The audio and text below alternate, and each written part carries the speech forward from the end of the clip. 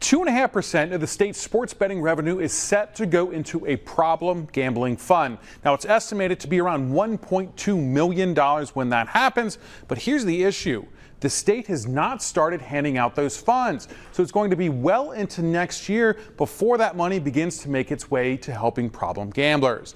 Meanwhile, the most recent numbers available show that people calling into the gambling addiction hotline have doubled from 1 a day to 2. Now, while that may not sound like a lot, Kentucky Council on Problem Gambling Executive Director Mike Stone tells me that gamblers are at a higher risk of suicide than any other addiction groups. So each person calling could be considering suicide. Now, Stone goes on to say that a gambling addiction can destroy a family.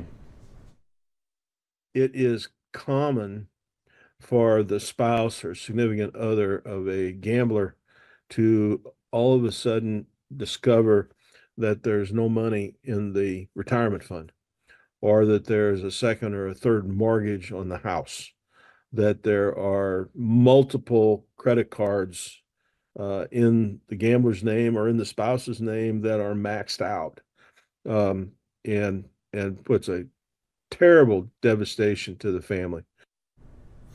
Now, because of that, Stone says that it's critical that the state works to get more certified counselors as the number of people suffering a gambling addiction goes up.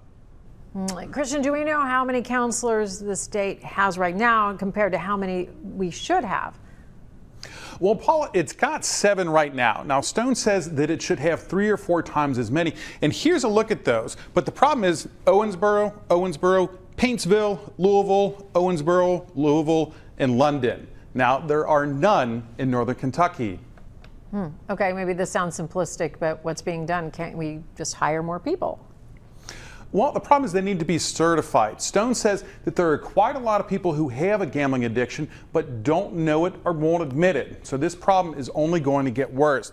Now, he tells me that there is a major training session being planned for next month to try and get more counselors certified to handle that increased gambling addiction. But Stone says those trainings have been held in northern Kentucky before, but so far, none of the people who've attended have completed all the requirements to get certified. Now, hopefully that changes as demand increases for this type of help.